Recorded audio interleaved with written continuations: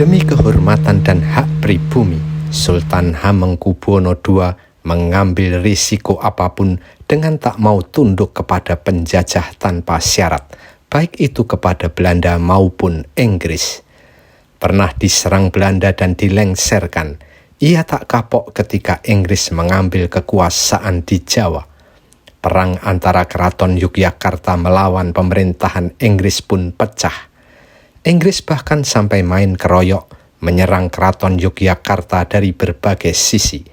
Namun, Keraton Yogyakarta tetap melakukan perlawanan sengit. Perang itulah yang kemudian terkenal dengan julukan Geger Sepehi.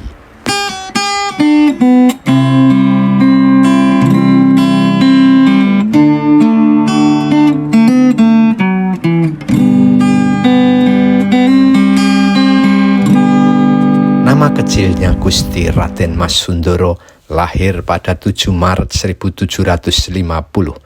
Di usia 5 tahun, selepas perjanjian Giyanti tahun 1755 yang memecah Mataram menjadi 2 wilayah, Raden Mas Sundoro sudah ditunjuk sebagai putra mahkota calon pengganti Sultan Hamengkubuwono I, sang pendiri Kesultanan Yogyakarta. Dinobatkan menjadi raja dengan gelar Sultan Hamengkubuwono II pada tahun 1792, Raden Mas Sundoro langsung menunjukkan kepemimpinan yang kuat dan sikap yang tegas dalam menjaga kehormatan keraton. Hamengkubuwono II langsung menyelesaikan pembangunan benteng Baluarti yang dirintis ayahnya, yakni benteng luar yang melindungi kawasan keraton. Bahkan, ia menempatkan 13 meriam di utara menghadap benteng Vredenburg milik Belanda. Sebuah sanepo atau isyarat siap melawan sekaligus cerminan sikap Hamengkubuwono II yang tak mau tunduk begitu saja kepada penjajah. Sikap tegas itu ia tunjukkan ketika Belanda yang sudah dikuasai Perancis mengirimkan Herman Willem Daendels sebagai gubernur jenderal di Jawa pada Januari 1808. Daendels menerapkan aturan-aturan baru soal tanah, bahkan aturan bahwa keraton harus lebih hormat kepada Belanda. Hamengkubuwono II dengan tegas menolak aturan-aturan itu, apalagi kehadiran Daendels juga membuat rakyat semakin sengsara. Tanah-tanah disewakan kepada swasta dan rakyat hanya menjadi buruh semata. Ketika Bupati Madiun Raden Ronggo yang juga kepercayaan Sultan Hamengkubuwono II melakukan pemberontakan kepada pemerintah kolonial, Daendels menjadikannya sebagai kesempatan menekan keraton. Bahkan pada Desember 1810, Daendels menyerbu Keraton Yogyakarta dan memaksa Sultan Hamengkubuwono II turun tahta, digantikan putranya Raden Mas Suroyo sebagai Sultan Hamengkubuwono III. Pada Mei 1811, Daendels digantikan oleh Jan Willem Janssens. Tugas utamanya sama, mempertahankan jajahan Belanda agar tak lepas ke tangan Inggris yang juga sedang ekspansif. Ternyata Willem Janssen gagal. Pada 4 Agustus 1811, 60 kapal Inggris menyerbu Batavia. Hanya dalam 22 hari, tepatnya pada 26 Agustus 1811, Inggris berhasil menguasai Batavia.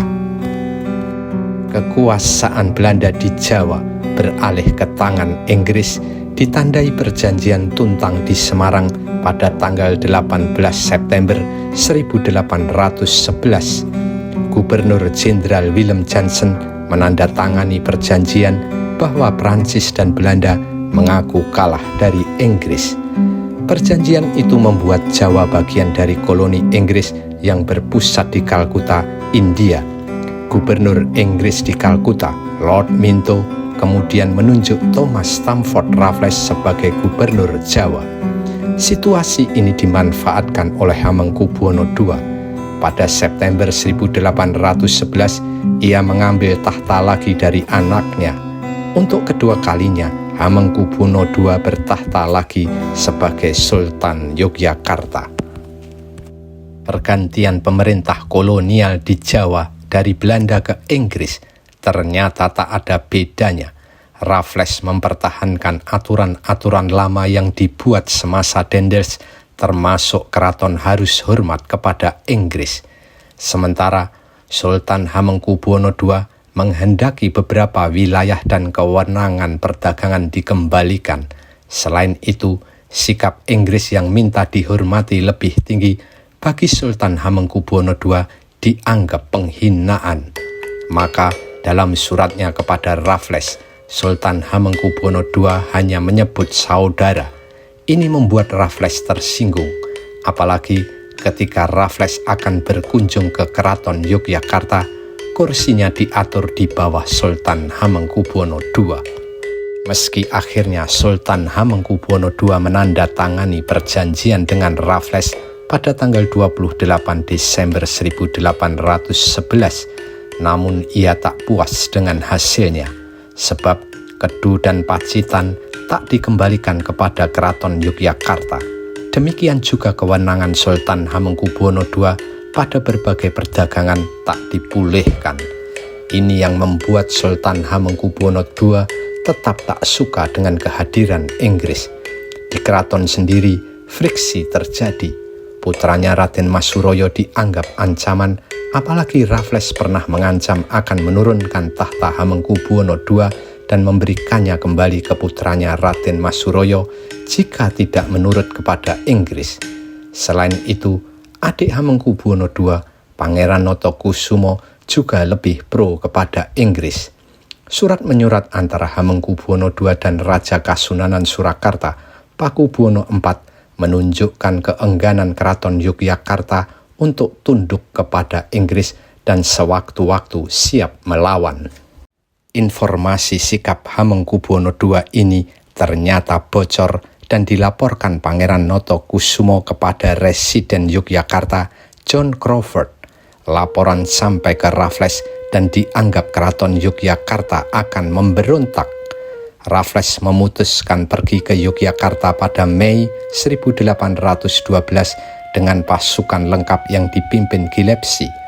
Pada tanggal 15 Juni 1812, Raffles dan pasukannya tiba di Semarang. Ia disambut Pangeran Prangwedono dari Pura Mangkunegaran dan pasukannya bergabung. Raffles akan menyerang Keraton Yogyakarta. Dari utara, pasukan Raffles dipimpin Gilepsi. Dari timur, serangan akan dipimpin Mackenzie. Pada tanggal 17 Juni 1812, Mackenzie dan Legiun Mangkunegaran melakukan show of force di alun-alun Surakarta. Ini membuat Pakubuwono IV takut dan akhirnya ikut memberi bantuan pasukan. Pada tanggal 18 Juni 1812, kekuatan yang terdiri dari 500 pasukan Inggris, 500 pasukan Sepoy, 400 pasukan Kasunanan Surakarta, dan 500 Legiun Mangkunegaran berangkat dari Surakarta ke Yogyakarta. Sementara pada tanggal 13 Juni 1812, 1.000 pasukan Inggris yang separuhnya Sepoy atau pasukan dari India dipimpin Gilepsi memasuki benteng Vredenburg, Yogyakarta. Pada 17 Juni 1812, Raffles masuk ke benteng Vredenburg. Pangeran Notokusumo dan putranya Tumenggung Noto Diningrat serta Kapten Cina Tan Jinsing kemudian menghadap Gilepsi di benteng Vredenburg. Mereka menunjukkan sisi terlemah Keraton Yogyakarta, yakni pojok benteng lor wetan. Sultan Hamengkubuwono II sudah tahu Inggris membawa pasukan hingga Keraton Yogyakarta pun bersiap perang. Anggota pasukan Inggris, Mayor William Thorne, memberi kesaksian Keraton Yogyakarta benar-benar siap perang. Benteng pertahanan keraton begitu kuat, dijaga sekitar 17.000 pasukan. Pintu-pintu masuk keraton berubah menjadi markas prajurit.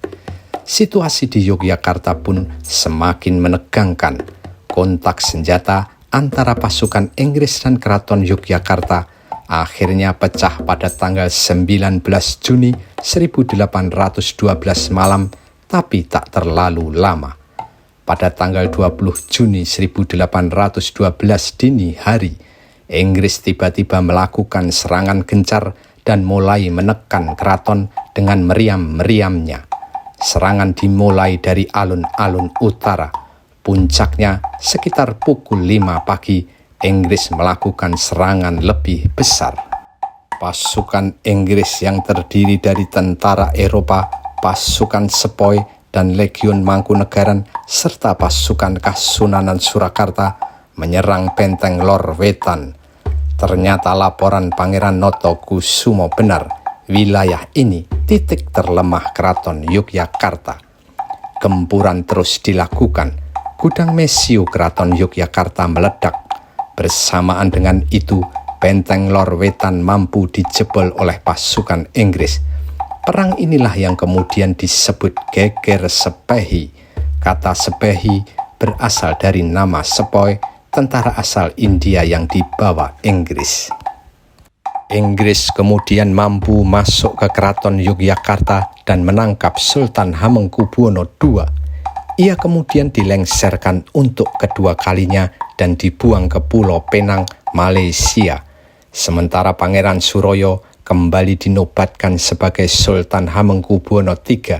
Ia naik tahta untuk kedua kalinya. Sedangkan adik Sultan Hamengkubuwono II, yakni Pangeran Notokusumo yang dianggap berjasa buat Inggris, kemudian diangkat sebagai Paku Alam I.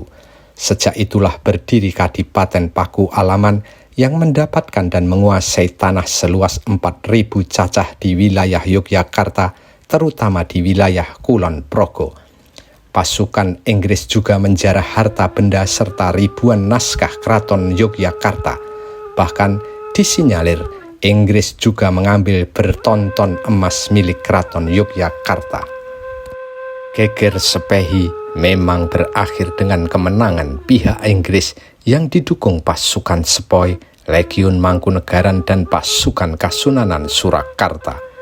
Namun, perang ini setidaknya menunjukkan betapa Sultan Hamengkubuwono II memiliki sikap tegas dan gigih mempertahankan kehormatan dan hak pribumi. Peristiwa ini juga menumbuhkan inspirasi dan semangat patriotisme pribumi yang terus berkembang. Kelak, sikap seperti ini diteruskan cucunya, Pangeran Diponegoro, yang mengobarkan Perang Jawa pada tahun 1825 sampai 1830. Virus patriotisme pun semakin merebak serta mengakar dan turun-temurun di jiwa pribumi hingga masa perjuangan kemerdekaan Republik Indonesia.